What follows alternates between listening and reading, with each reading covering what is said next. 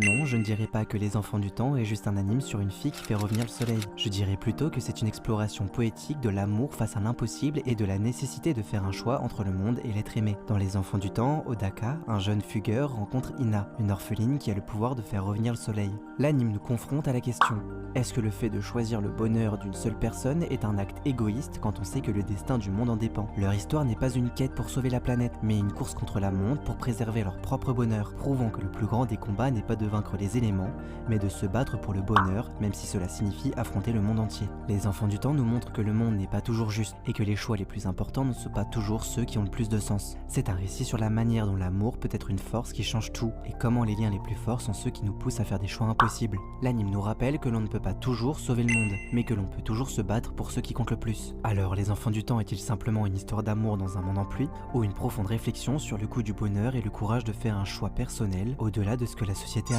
Et n'hésite pas à t'abonner et à me dire quel anime tu voudrais voir dans la prochaine vidéo.